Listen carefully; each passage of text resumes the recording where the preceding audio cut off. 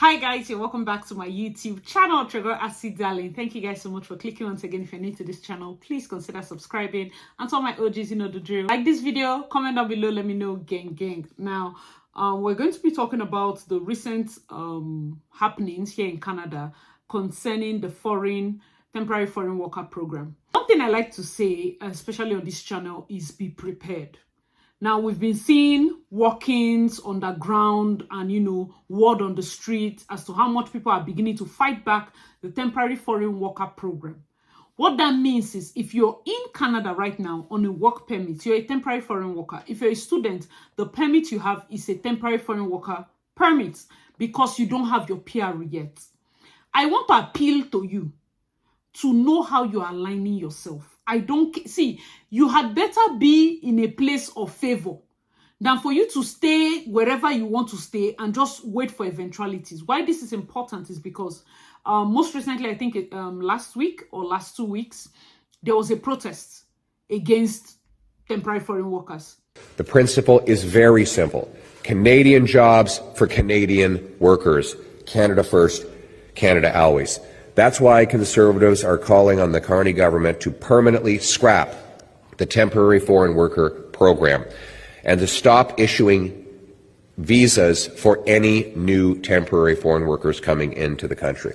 Under this proposal, existing permits would be wound down until the program is entirely eliminated.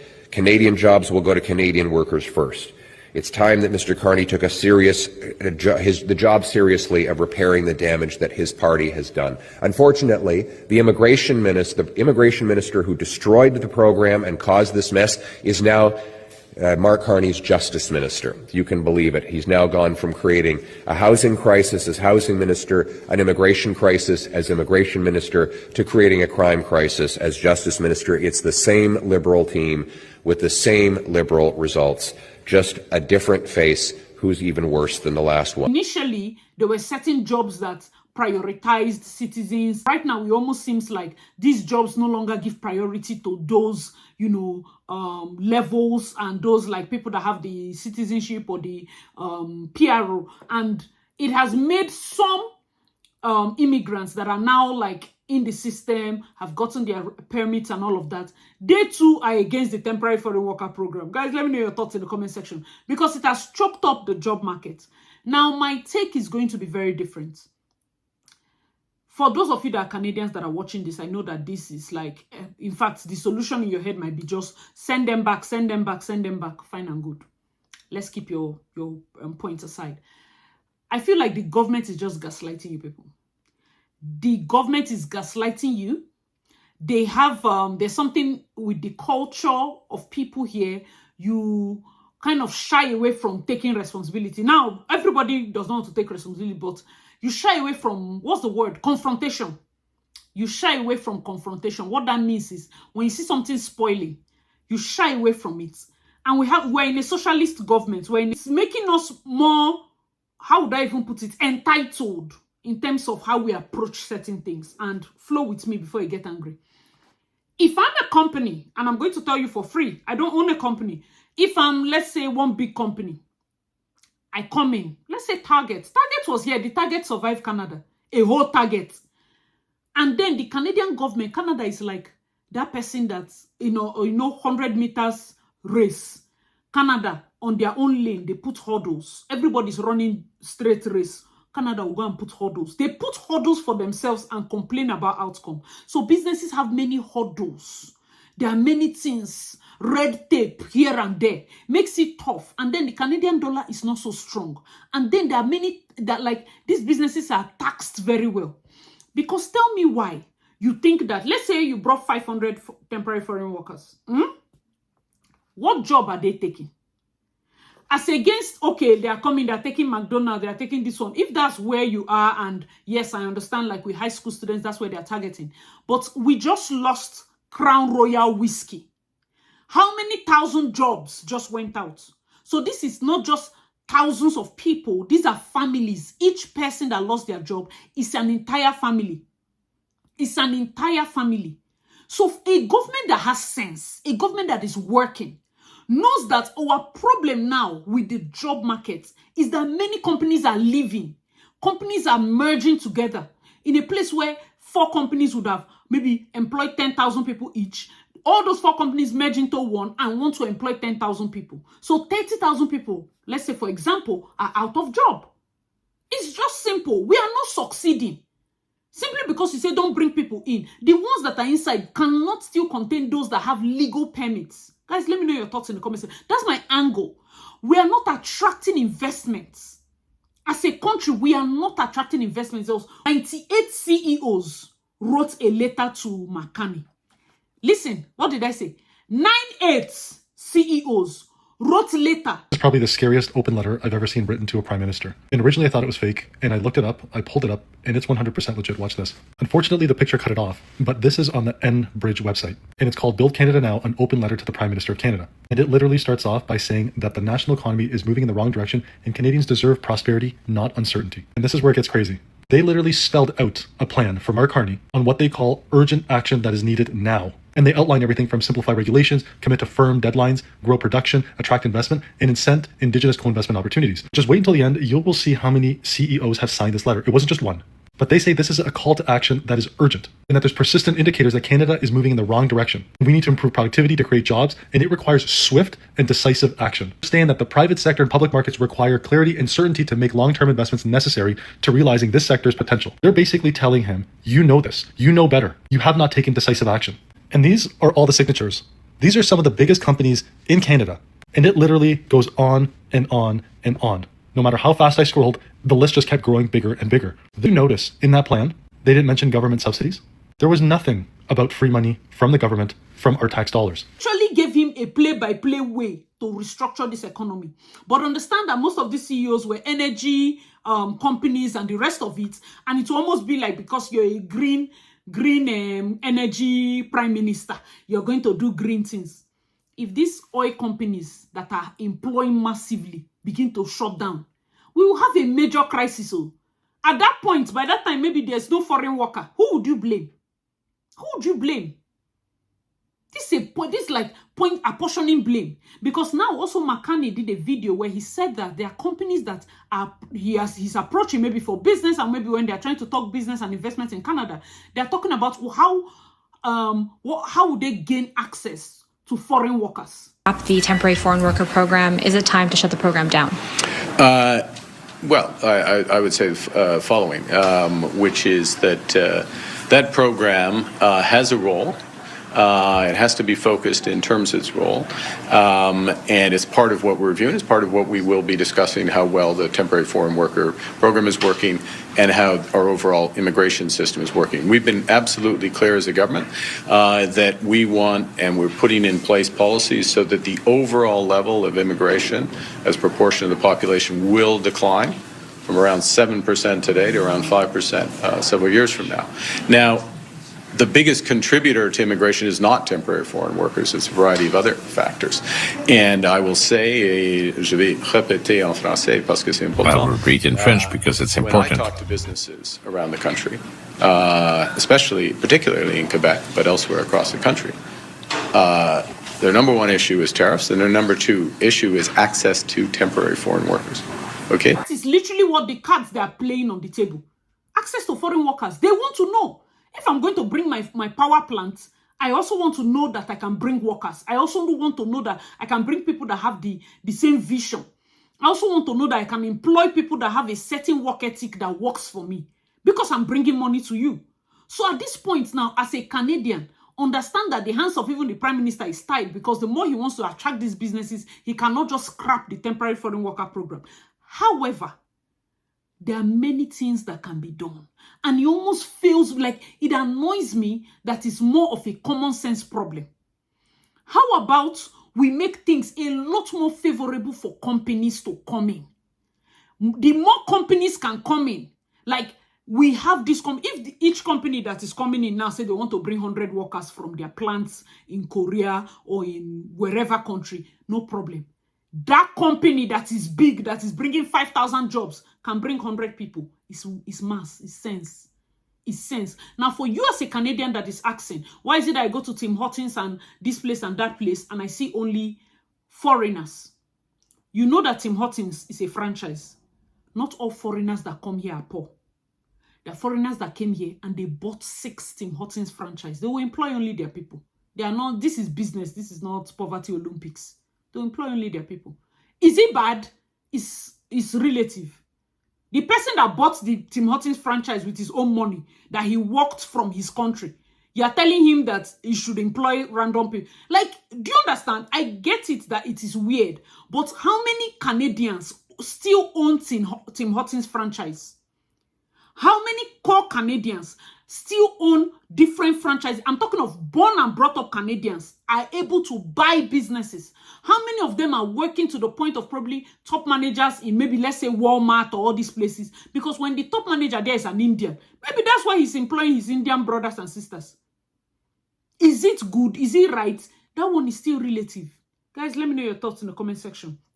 For me, as much as I get it with people talking about the temporary foreign worker program, I feel like there are bigger fishes to fry. We have massive security problem in this country. Massive security problem.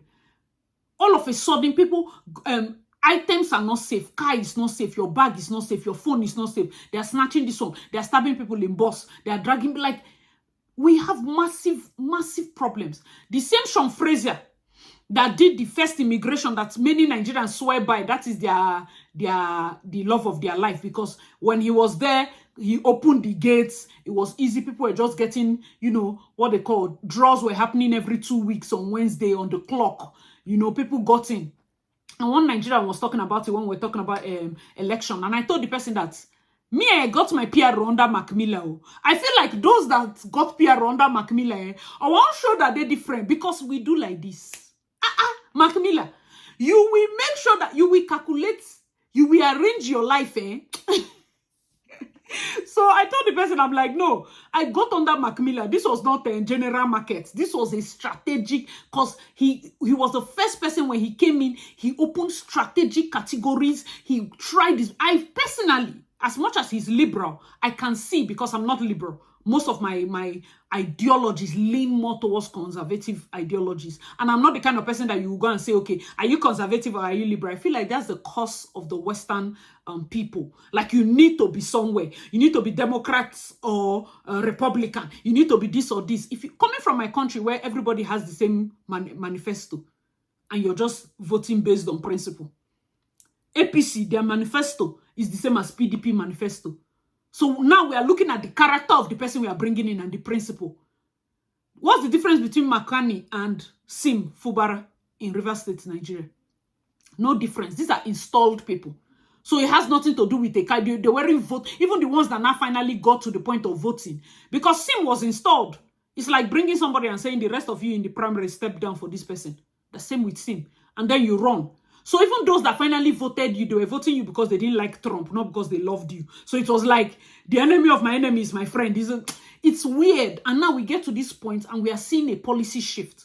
And then we have people that are so stuck on ideologies, even when he's doing the right thing, because there's no way that he's doing everything wrong as a prime minister. But the things that he's doing wrong, we should also point out, like, okay, CEO, these things are wrong. Sometimes he does some, you know, presentations, or like call them presentations or speeches, and he cracks a joke. And I like that part of him, like, he's human, like, crack a joke and all of that.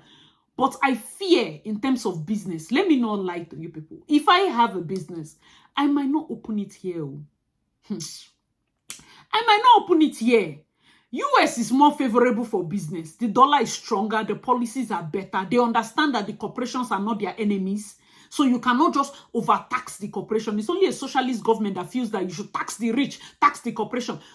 If I have 5 companies and you overtax me, one of the companies that are maybe in Canada, you overtax me, I shut it down. What did I lose? Maybe $1 million. Okay. The other 4 companies would, you know, augment. Compared to the 5,000 workers that lost their livelihood. And those are 5,000 people that will go on the government website and, you know, apply for EI. Those are 5,000 people that have to now still enter the job market. Whereas you think that you're fighting a corporation, that's those board of directors Those people are they are massive in venture capitalism. That one company closed down is just a shrug to them. It's not, this is people's life, but it's just a shrug to them. I have been in certain events where I was the one in charge of an event where we organize for two companies to celebrate mergers. Do you understand? This company with this company.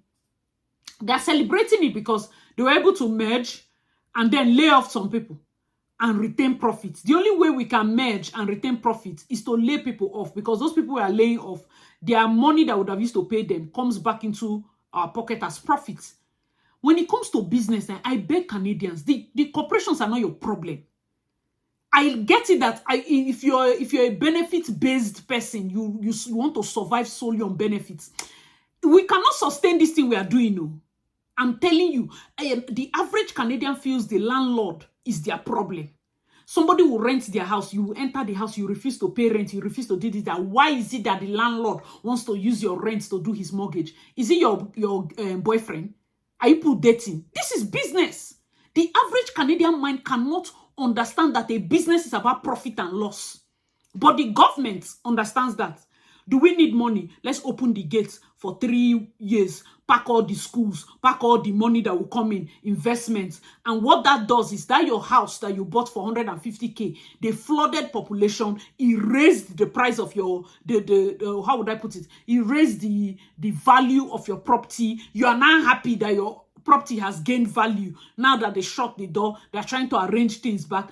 All those things is business. Those are like business tricks. They created demand. The value of a property did not just go up because who is coming to Canada? It's too cold.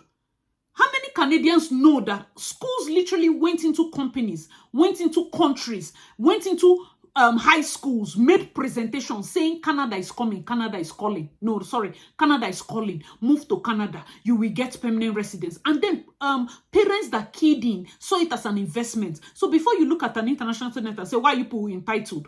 The way Canada was sold to some of them, it was sold in a way that their PR is like their entitlement. Do you understand? So understand it. Most times I get it, you're upset, the next person is upset. But if we can understand it, we will know that we are not each other's enemies. The temporary foreign worker is not your enemy. The person that has collected the money is like a bus driver. Give you and passenger 500 naira to share and he has zoomed off. The person you're sharing with now is not the enemy. The person that took advantage of that situation, this is not like about gain or anything. It's just now the two of us are confused. We are pointing fingers. You go to this side and bring change. You go to this side and bring change. And we are forgetting that the person that put us in this predicament to be confused is the bus driver and he has gone. Is that one and he's oblivious of what he has done. That's the same thing. Guys, let me know your thoughts in the comment section. I feel so sad anytime I talk about, this and I'm not giving like promising news. They did most recently, of course, there's good news. They did draw for education. I remember my last video, I talked about those of you that have, experience in education. They did education draw. It was 462, which is a good number. 2,500 people were got it. So thank God for that. They did trade recently. Trade category was 505. Trade category 505.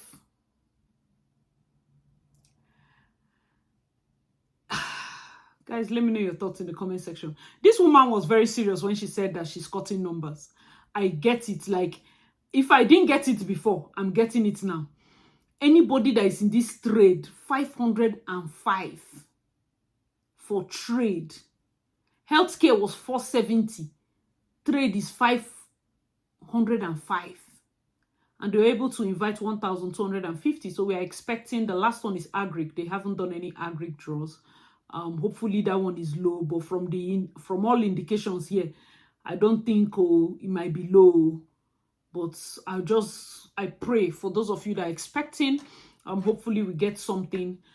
For those that are looking for advice and the time is ticking, I don't know if you have not already, or maybe you're working any type of work, just go to healthcare. If you know you must stay here and you have maybe excess of 1 year and 1.5 year in what they call in your permits to expire, switch to healthcare. I don't like blood. I don't like human this thing. I don't want to go and be packaging. It's like you're not a serious person. It's either you don't like it, go and look for who likes it and marry the person.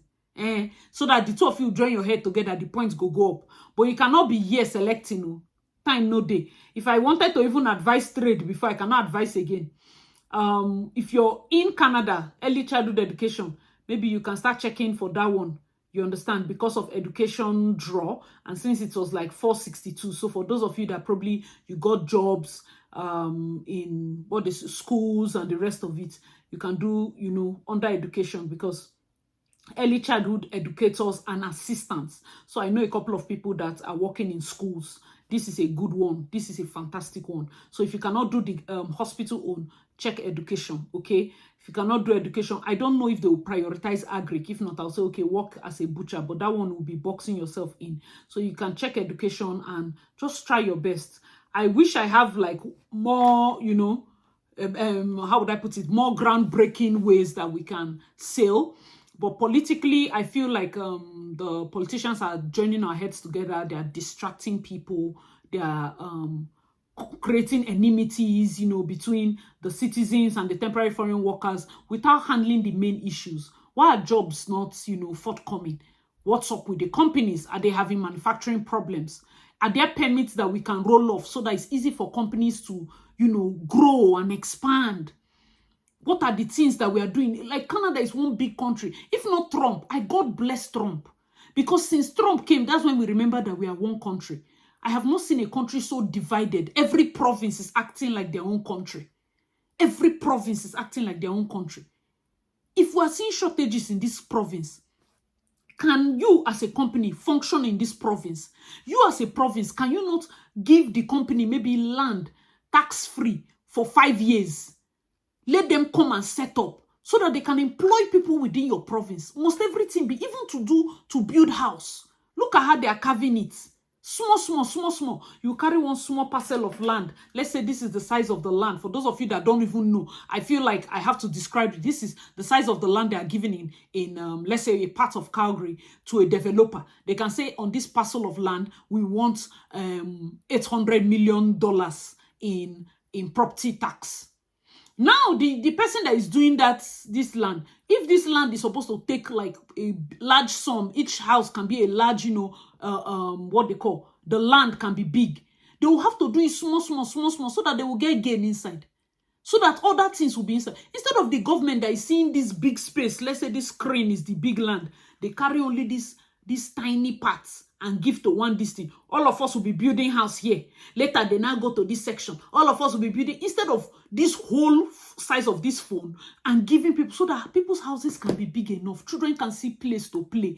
People can have good backyard. I'm not talking of veranda-looking backyard, where half of it is even gravel. The next thing you're seeing is car park. Look at Texas. When I was going to Grand Prairie, if you see land everywhere. Ha! I don't know. I have tasted a socialist economy and I don't know if I like it. Benefits aside, man, I don't know if I like it.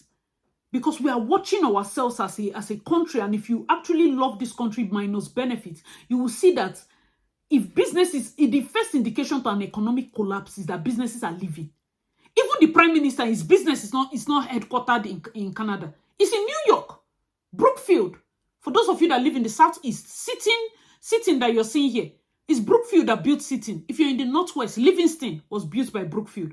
Before he even became Prime Minister, I knew Brookfield. And I kept saying that, these people's pattern of building is giving barracks. I applaud them for being able to pack 17,000 families on a tiny parcel of land. It must be goals. But it's just, it's tight. He get us in the day crowded. But that's the style. So if he comes out and says he has given 18 billion for 3,000 new homes, I'm like, is it not just another sitting or maybe 2 sittings? Okay. Still, Canada is so wide that hopefully that is not what we are celebrating. Recently, there was a fire incident in Sitting and like 3 houses, townhomes, burnt. It's too close together. These are more pressing issues. Security. Thankfully, Alberta is quite safe. Calgary, this area is safe. But Ontario, what are we doing on crime? What are we doing on the homelessness route? Asylum seeker program, what are we doing? Because if you're antagonizing temporary foreign workers, they will all pack and enter the asylum program. And then we are still complaining that, oh, the asylum program is costing us a lot of money, is doing this, is doing that. How will we find out who is a real asylum seeker from who is a fake asylum seeker? What are we doing on those areas? These are real issues. Before you start saying, oh, let's antagonize this person or antagonize that person. Guys, let me know your thoughts in the comment section. Personally, with the program, you can stop it if you want. You get, like, I feel like a government that will work. Somebody that will do something will do the thing. Initially, we thought when they said they were going to reduce the amount of, PRO, and they were going to reduce the amount of this. Initially, I'm sure some of us thought, it was a joke. Then go do draw. See the time Macmillan entered before draw, pangai. This year now, it's almost like, hey, people have been sitting on the edge. People, they do NSPPD. It's no longer funny. Compared to if you tell people that are now citizens, that first time, they were doing draw every 2 weeks. It was like, people were getting it. God help us. Guys, let me know your thoughts in the comment section below. As usual, I'm your girl, Asidale. Let me know your thoughts in terms of the temporary foreign worker program ban. Do you reckon it should be, closed, slowed down? Remember, if they close it, certain companies will not come in because they want proximity to employ, these temporary foreign workers, and the Prime Minister had talked about it. And if they open it, if you're in Canada here, it makes job search a lot tougher. So that's the pro and the con. And then for you as a neutral party that is not concerned about that, do you think in terms of priority that is one of our major priorities as people living here in Canada? So let me know your thoughts in the comment section below. As usual, I'm your girl, Acid Darling. Do make sure to like and subscribe if you haven't already. I would really appreciate your thoughts. Keep it respectful, and I'll see you in my next one. Bye, guys.